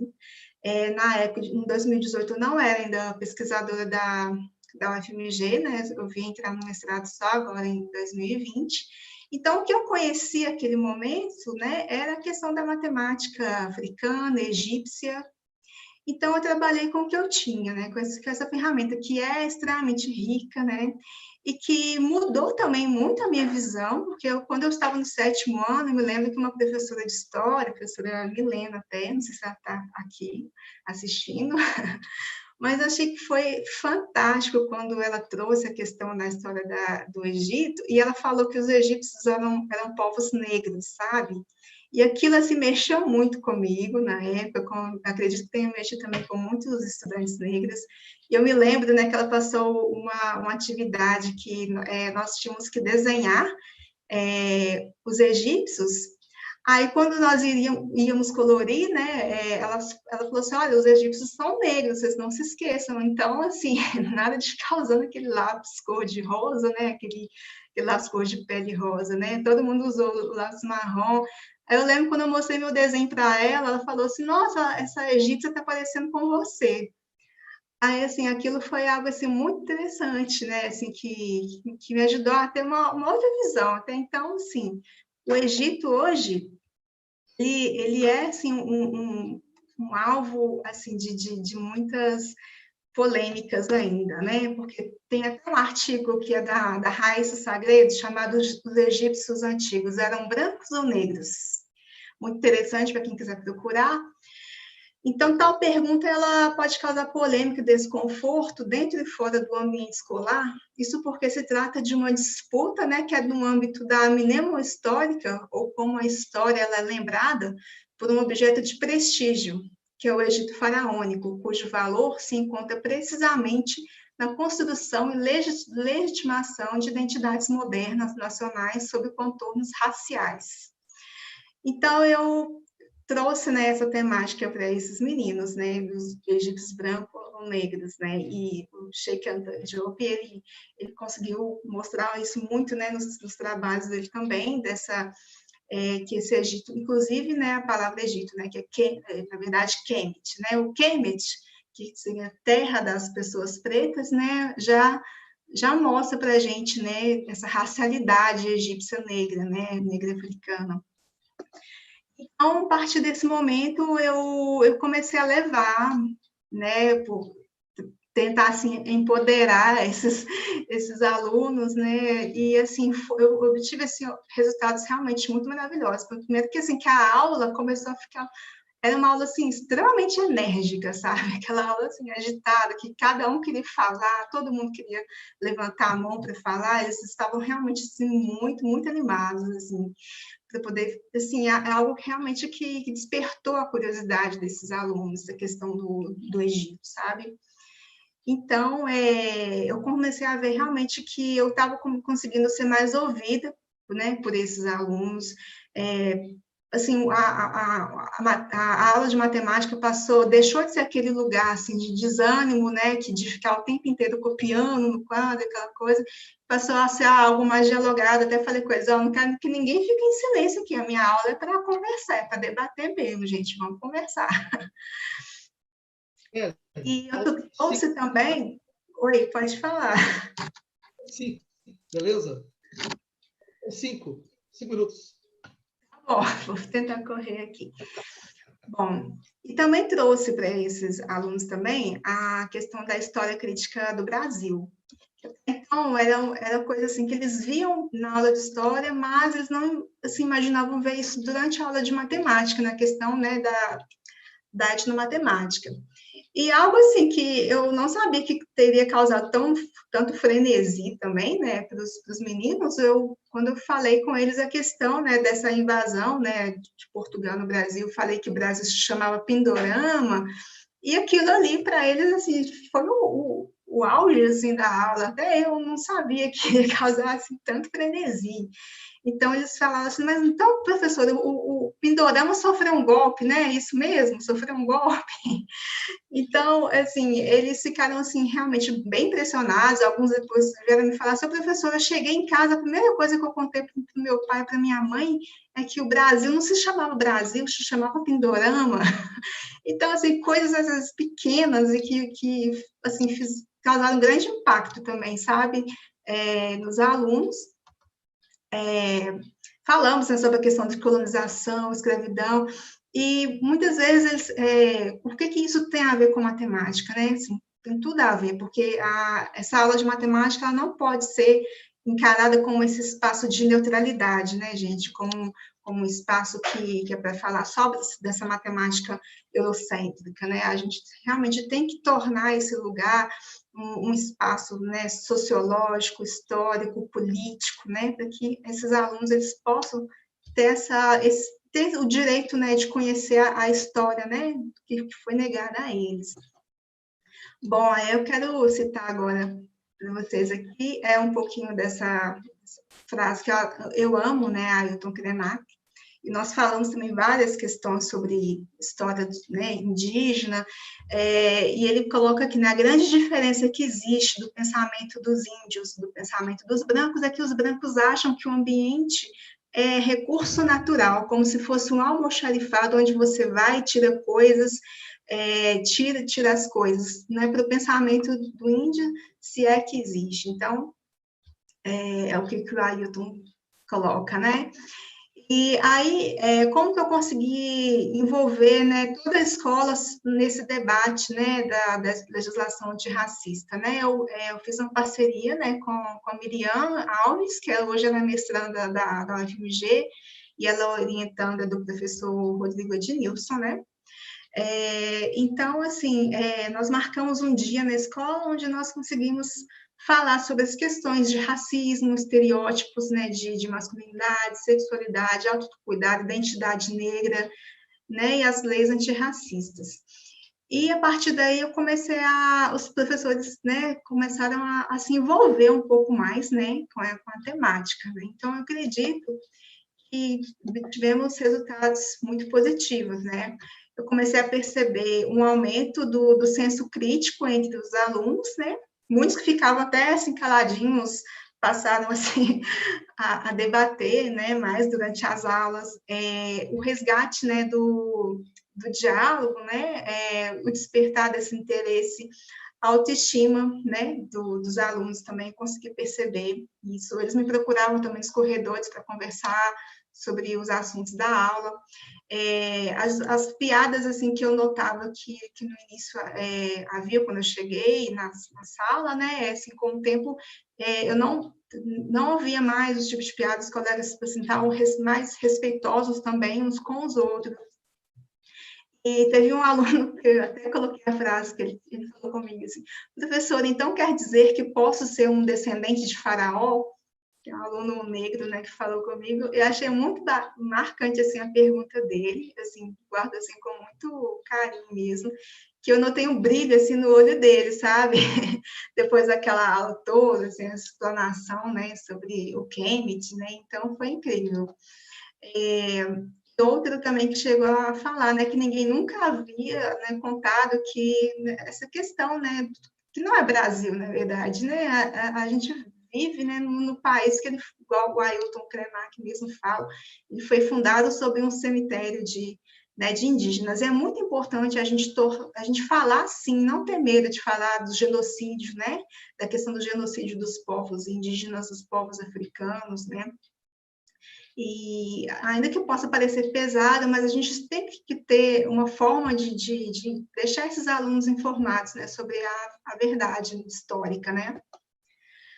Bom, então, até a gente chama aqueles alunos do fundão, né, que às vezes são aqueles que são os mais problemáticos, que às vezes não, né, têm mais dificuldade mesmo, até eu percebi que eles passaram a participar, tinha alguns até que assistiam a minha aula, mais de uma vez a minha aula no mesmo dia. Muito bacana isso. E quando a gente ia trabalhar alguma questão da matemática tradicional, que a gente chama de matemática hegemônica, eu fazia questão também de chamar aqueles alunos lá do fundão para poder resolver questões matemáticas no quadro, na lousa. Porque eu acho que empoderar também esses alunos passa por dar oportunidade para esses meninos que normalmente os outros professores costumam não dar oportunidade, né? São aqueles meninos que estão sempre na sala da diretora, estão sempre chamando o pai, são aqueles lá que a gente tem que ter um cuidado especial com eles. Então, eu fazia questão, assim, de pegar, principalmente, chamar esses meninos, olha, fulano, é você que vai resolver aqui no quadro. Isso, assim, foi fazendo com que os outros colegas fossem admirando também, né, essa coragem que eles iam tomando de ir no quadro, e foi mudando também a forma como eles interagiam com o professor, que até então, o professor para o aluno é aquela coisa, nossa, professor, Deus, era difícil fazer com que eles entendessem que eu não era uma inimiga deles, né, que estava ali era para ajudar. E para finalizar, só convido, os negros importam, né? Porque precisamos estar reforçando isso todos os dias, né? Seja no Brasil, no mundo. E quero agradecer a atenção de todos vocês. Eu espero conseguir interagir também com outros professores de matemática que estejam online para ouvir assim o que eles têm praticado também, né? Quais são as práticas decoloniais no dia a dia deles na sala de aula. E agradeço. Rapaz, obrigado aí, Ellen. Obrigado, Eliane. Nada. Obrigado. Olha, eu sou um privilegiado poder mediar uma mesa online dessa, viu? Eliane, cadê Conceição? Você, Conceição, cadê? Bacana demais. Aqui, ó, obrigado. Vocês são demais. A discussão está muito boa. Eu estou aqui pirado. Também com essa equipe aí que está dando suporte para a gente, que é o Santer. O John! Alô, John! Não estou te vendo, não. Eles estão escondidos aqui. O Santer também é professor lá do Centro Pedagógico, junto comigo lá. Ele é da área das ciências. E o John é do setor lá, setor de suporte da informática. E tem a Maria Clara, lindíssima Maria Clara, negra, maravilhosa. Está aí também nos bastidores. E um aluno, companheiro de viagem, Wagner, que é estudante lá, é nosso bolsista, né? Maria Clara também. E o Wagner é nosso bolsista do ciclo permanente e é estudante das artes visuais. E tem feito umas coisas bem legais. Eu só queria mostrar umas coisas aqui rapidamente, antes de passar para as perguntas. Tem algumas aqui já bacaninhas, para a Liane, para a Ellen, para mim, também até eu ganhei pergunta aqui. Aí vocês terão 5 minutos para responder, ok? Nessa dinâmica. Ó, quero mostrar aqui, porque assim, as bases, alguém está me perguntando aqui, ó, pergunta para o professor Cláudio, qual seria o caminho para desconstruir esse currículo engessado e voltado aos interesses capitalistas? Então está aqui, ó, nós já temos vários estudos, aqui, o da Leda Martins, a Afografia da Memória, tá? Que vai mostrar esses outros caminhos de como que a população negra se reconstruiu aqui, apesar de toda a violência, de toda a dominação, eles se reconstruíram aqui e deixaram suas marcas. Esse também aqui, muito bacana, o Alain da Rosa, chama Pedagoginga, Autonomia e Mocambagem. Muito bom. Alain da Rosa. Tem outra aqui também, rapidinho, que é fantástico. Flashes do Espírito, do Roberto Ferris Thompson. Aí, ó, se alguém interessar. E o último aqui, rapidíssimo, o último, tá parecendo Banca das Almas, né? Pode chegar, cliente. Esse aqui também, ó, Eduardo de Oliveira, Filosofia da Ancestralidade. Tá legal? Então, assim, procurem essas coisas. Se vocês acharem, manda notícia para a gente dá um jeito de escanear aqui e mandar e popularizar para vocês, beleza? Então, vamos às perguntas. Aqui, abrindo no meu celular. Ei, meu Deus do céu. Estou parecendo aqueles radialistas. Aqui, a primeira pergunta aqui é do Clebson Santos. Ele manda para a Liane, viu, Liane? Clebson, o nome dele é Clebson Santos. Deu para escutar aí, Liane? Deu? Beleza. Ele pergunta, por que há uma negação dos professores de exatas, principalmente de matemáticas, em cumprir o previsto da Lei 11.6545? A Ellen pode complementar, Conceição também, tá? Mas vocês têm 5 minutos, ok? Para Conceição, anota aí, Conceição. Quem perguntou foi Valdirene Rosade. Valdirene Rosade, o D é mudo. Por que o nome do pano por que o nome pano da Terra? Tem algum sentido especial? Beleza? Deu para escutar? Agora para Eliane de novo. Eliane, ó, fazendo sucesso aí. Valdirene Rosade para Eliane.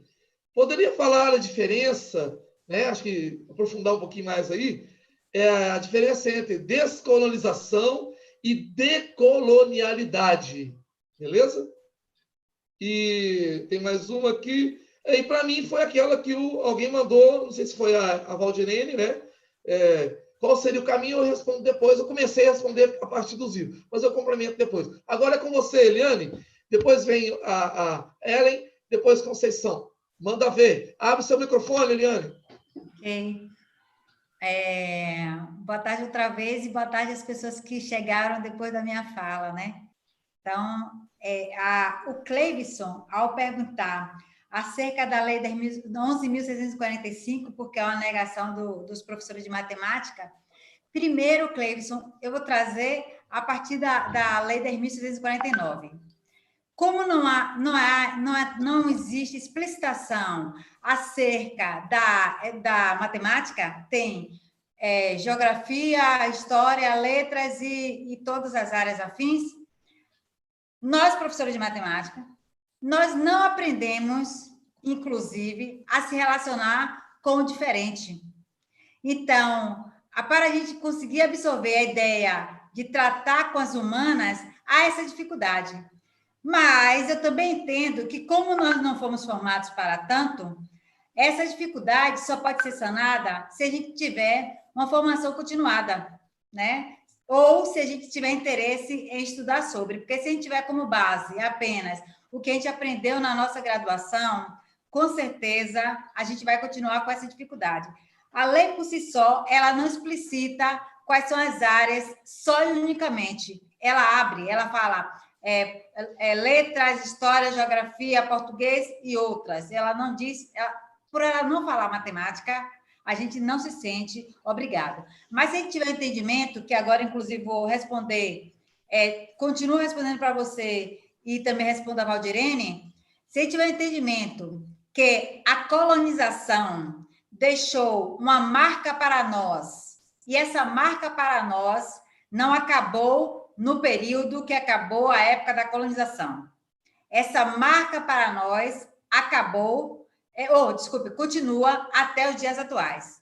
E essa marca é por isso que diferencia a descolonização, porque se fosse descolonização, quando acabou o período, acabava o processo, tá? Não, ela deixou uma marca. E essa marca que não deixa, Cleivson, que a gente consiga perceber que essa matemática é eurocêntrica, que não consegue deixar a gente perceber que a gente precisa sair apenas da razão e aí tratar como a Conceição trata a sala de aula, como a Ellen trata a sala de aula, porque não dão essa base para a gente na graduação.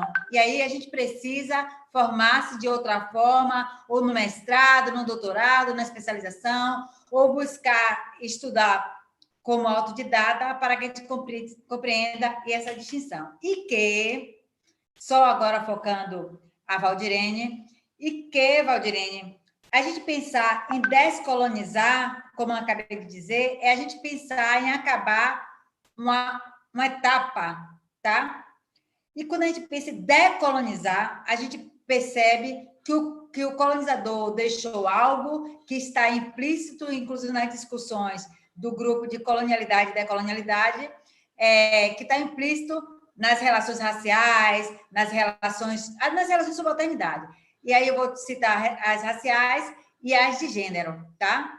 E aí, quando a gente tem a preocupação de pensar em ser antirracista, quando a gente tem a preocupação de pensar que vidas negras importam e que vidas que não são, que todas as vidas que se colocam, que são subalternizadas, importam sim, por isso a gente não tem que permitir genocídio nem da pessoa, nem dos saberes. E aí a gente se preocupa em decolonizar saberes, em decolonizar ser, em decolonizar poder. E decolonizar ser é a gente pensar que a gente tem uma estrutura no qual nos diz que nós somos inferiores, e aí a gente acredita nisso. A gente pensa que a gente é feio, a gente pensa que a gente não tem condição de estar em determinadas áreas, tá? Porque a gente se sente inferior. Isso aí está aqui dentro. Isso aí está aqui dentro. Isso aí foi muito tempo, um processo muito forte. E aí não é nada de mimimi, não é nada disso. A gente precisa perceber que a gente tem que estar pau a pau. Hoje em dia não dá para a gente ficar se martirizando, não, a gente tem que estar junto, lutando sim, para poder quebrar essas epistemes.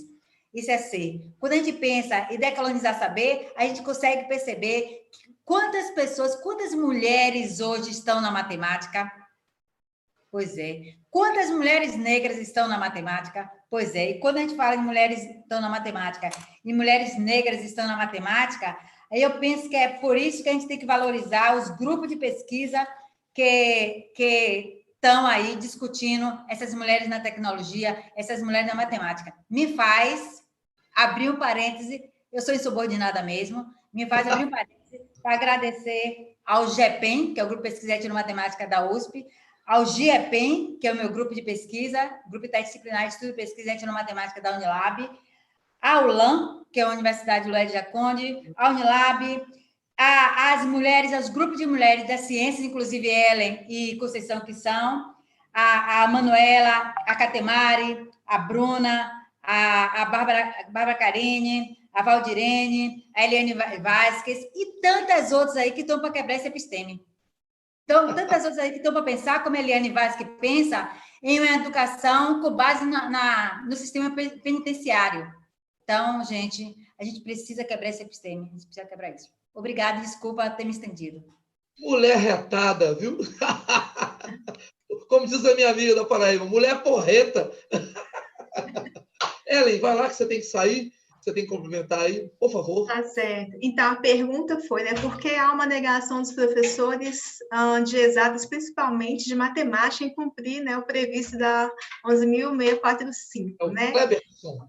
Então, tentar responder é difícil, mas o que acontece normalmente é o seguinte, nós temos basicamente 2 tipos de cursos de formação de professores de matemática hoje no Brasil, né? A maioria deles trabalham numa lógica de 75%, ia falar 3/4, né? Mas 75% do curso, ainda da maioria desses cursos de formação de professores, é destinado à disciplina só de exatas, daquela matemática bem abstrata, aquela que a gente chama de matemática europeia hegemônica. Então, assim, apenas 25% do curso, né, de formação de professores de matemática é destinado a outras disciplinas. E quando tem alguma disciplina de etnomatemática, né, aí alguns professores vão implementar e outros não. Porque a legislação, a fiscalização dela é algo assim que é muito difícil de ser feito, né? A Eliana e Conceição também podem falar sobre isso. Então, tempos atrás, até fiz uma pergunta no grupo, né? E o professor respondeu assim, ó, 11.645 e 10.639 eu nunca ouvi falar. As únicas leis que eu conheço é a lei do seno, do cosseno e a lei da tangente. Dessas eu tenho propriedade para falar. Então, assim, infelizmente é levado dessa forma, a maioria dos professores, né, com certo desdém, certo, né? A maioria, às vezes, nem sabe mesmo, né, que Egito, né, pertence ao continente africano. Já vi professores de matemática falarem isso para mim. É muito difícil, a gente tem que continuar batalhando, assim como o movimento negro lutou para aprovar as legislações de racismo, o movimento indígena vem lutando também, a gente continua, né, na nossa militância diária enquanto professores ou pesquisadores, fazer com que essa legislação ela possa, né, de fato, ser implementada em todas as escolas, em todos os cursos de formação de professores, decolonizar, né, esses espaços, né, que são brancocêntricos, neurocêntricos. E é isso, é por meio da batalha mesmo que a gente vai conseguir vencendo isso aos pouquinhos, assim. Não, bacana. Eu acho que é isso, gente. Eu acho que as meninas trazem a live de 2016, já estou vendo aqui. Rapidinho aqui. Tem Ô, Conceição, vai lá, depois eu faço o comentário aqui. Beleza, Conceição? Abre seu microfone. Seu microfone está fechado. Você vai responder a Valdirene. A Valdirene. Então, Valdirene, o pano da terra, ele é cultivado em Cabo Verde, né, em Guiné-Bissau, e assim, ele é o primeiro, segundo Antônio Carreiras, que ele tem um livro completo, que ele vai falando desse tecido, de toda a confecção, de como que acontece. Então, ele é o primeiro tecido a ser cultivado nesse território, né? Então, assim, é plantado o algodão, esse algodão ele é passado num tear, ele é fiado, né, no tear, transformado no tecido, e eles usam o anil para atingir. Tanto é que os primeiros panos eles são azul escuro, né? E era a única coisa que eles tinham para atingir, que a população tinha para atingir esses tecidos. Então, esse nome pano da terra ele vem por essa importância. É um pano, né, que tem uma importância. Hoje ele é artesanal, mas durante século 17, 18, é 17, 18, ele tem, segundo Carreira, ele vai ter uma importância econômica, né? Para a compra de tudo que se fazia. Era moeda de troca da época. Então, por ser esse primeiro tecido, né? Depois a gente pode disponibilizar o meu trabalho, se vocês quiserem, né? A minha pesquisa, porque lá assim, a explicação está mais aprofundada, né? Está mais detalhada, tem um capítulo só falando sobre o pano da Terra, e aí as pessoas podem também entender essa geometrização que tem no pano, a importância e tudo mais. Não, bacana. Eu só queria fazer uns comentários aqui, né, que o mediador também ele não é neutro, ele também se posiciona. Eliane, para ajudar a discussão aí, e o Cleberson, a pergunta é muito boa, da Valdirene também, a gente não está aqui caçando as bruxas, né, nem os bruxos. Quando, por exemplo, a gente critica o eurocentrismo, o que a gente critica é a lógica, quer dizer, é uma racionalidade que ela se tornou hegemônica e negou todas as outras racionalidades, né, outras epistemes, outras lógicas, entendeu? Então, a gente está... Não, porque assim, a gente aproveita também o conhecimento que os europeus trouxeram, só que eles transformaram algo que era particular deles e colocaram, mundializaram isso a partir do processo da colonização e depois do imperialismo também junto, tá? Então, o que aconteceu? As ciências exatas, quer dizer, o currículo, a escola, as ciências sociais, todas as ciências, a antropologia, todas as ciências fundamentaram essa racionalidade, ajudaram a afirmar e fundamentar essa racionalidade eurocêntrica. Tá? Então, por exemplo, quando a gente fala... E as ciências exatas mais ainda, porque ela, no entanto, Descartes viu o quê? Que o universo era todo matemático. Né? Vocês lembram da célebre frase? Penso, logo existo? Olha o tamanho dessa... como diz... querer muito. Acho que só pensar a gente existe. Tem outros povos que invertem isso. Sentem, não deixam de pensar, mas existem. E aí, Eliane, só para complementar ali, naquela relação, esse padrão de poder, que é o padrão de poder o quê? É de dominar o ser, o poder e o saber. Yeah. E aí, os currículos foram pautados também dentro dessa lógica cartesiana. Tá entendendo? A nossa formação ela é toda cartesiana ainda. Pensemos o modelo das nossas... As construções das nossas escolas é tudo quadrada, é tudo retangular, geometrizada ali, retangular, as cabeças, um atrás do outro. Isso é cartesiano, gente. A gente não tem outros modelos arquitetônico também, quer dizer, todo o nosso existir, ele foi enfronhado por essa lógica eurocêntrica. Então, assim, a gente não está aqui condenando os professores de matemática, nem jogando na fogueira. É que as ciências exatas, como as ciências humanas, também ajudaram a dar suporte nesse eurocentrismo. Quer dizer, nessas ideias, nessa racionalidade moderna, que a gente está procurando agora desconstruí-la.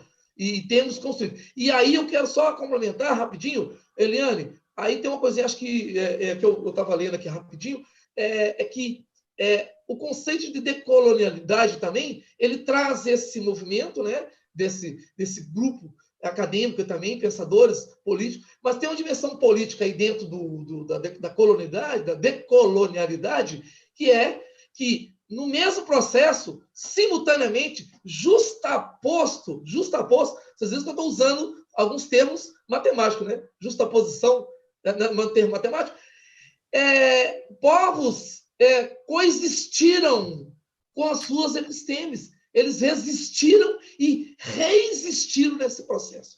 Só para fechar, tem um quadro maravilhoso que minha nega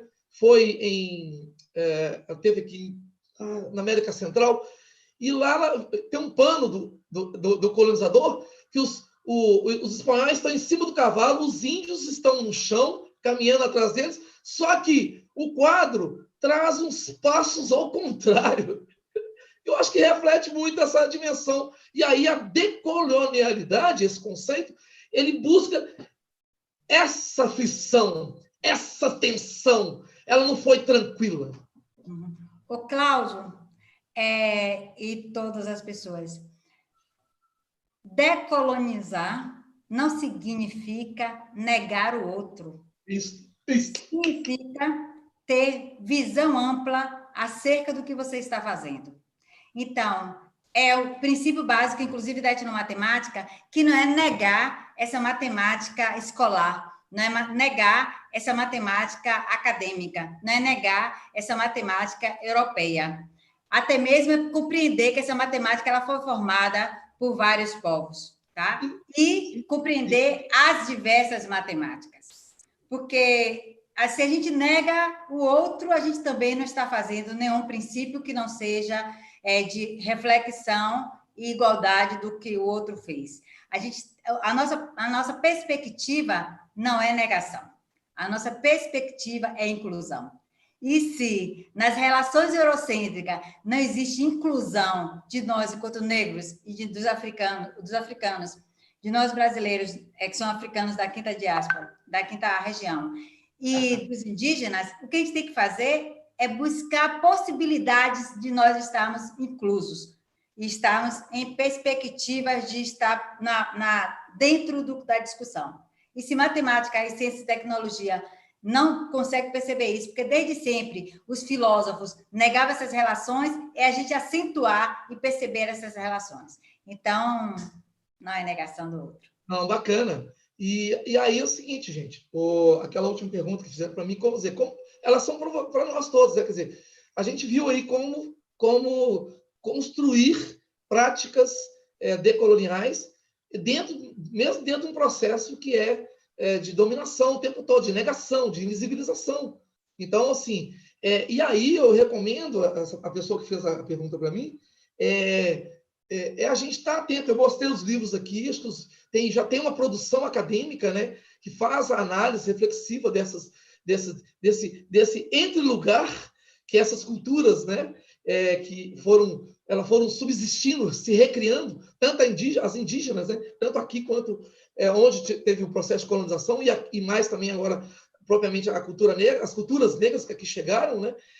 Então, assim, elas foram coexistindo e se recriaram. E aí que a gente tem que fazer. O que a Ellen fez ali, achei fantástico. Conceição também, quer dizer, e o seu aporte teórico dizendo, a gente tem que seguir um outro caminho. Esse caminho abstrato, neutro, que a gente está querendo ainda fazê-lo, ele não dá certo. E na periferia não dá certo. Quando a gente faz um caminho diferenciado e olha para os sujeitos e dá vazão aos saberes, às epistemes, às lógicas desses sujeitos, aí o conhecimento, seja das ciências aí, que o Santa trabalha, seja o conhecimento da matemática, do português, das artes que eu trabalho, a arte também tem que trocar o tempo todo, tem que compreender as lógicas dos meninos, das meninas, né? Entender os contextos que eles vivem. Eles trazem os funks, as coisas. Eu vou chegar, não, funk não pode, né? De vez em quando até tomo umas lambadas lá do funk, que eu apresentei o funk do Tati que é o barraco, o do Daco é bom, o Daco, o fogão, o Daco é bom. Aí isso, nossa, gerou... isso aí gerou um processo lá, né? Mas bacana, eu acho que é isso. Então, Wagner, que você aparece aí, pode mostrar o que o pessoal que está nos bastidores aí, o Santer, Wagner, Maria Clara, mostrassem a cara aí, por favor. Vamos lá, mostrassem os rostos aí, para a gente fechar aqui. Eles mandaram... Eu vou fechando aqui, então, agradecendo, viu? Eu quero agradecer aqui o Santer, que está aí nos bastidores, que é um professor lá do Centro Pedagógico, que entende muito, está dando suporte técnico para a gente. O John... Viu, John? Obrigado aí, John! Valeu! Quero agradecer Eliane, da Unilab, lá de Salvador, terra que eu quero ainda ficar uns 2 anos lá, aprendendo música. Conceição, adoro São Paulo. Eu não curtia tanto São Paulo, não, mas eu fui com minha nega e minhas outras 2 negras, filhas, ficamos 4 dias em São Paulo. Aproveitamos, curtimos São Paulo de uma outra maneira, andando de ônibus, trem, van, muito bacana, adorei São Paulo, viu? Quero voltar. E aí, assim, eu queria que em off a gente não perdesse esse contato, viu, Conceição e Eliane? A gente pudesse trocar os nossos conhecimentos aí, pesquisa, e depois dar um jeito de deixar disponibilizado as suas pesquisas, as minhas, viu, Ellen? as suas discussões, a gente deixar isso disponibilizado. Essa Maria Clara está aí. Alô, Maria Clara. Ellen, obrigado também, viu, nega? Wagner, cadê você? Obrigado também, Maria Clara. Obrigado. E eu termino cantando a música do Congado, que é adeus, povo bom, adeus. Adeus, que eu já vou me embora. Pelas águas do mar eu vim. Até a próxima live. Pelas águas do mar eu vou embora. Adeus, povo bom, adeus. Adeus, que eu já vou me embora. Pelas águas do mar eu vim. Pelas águas do mar eu vou me embora.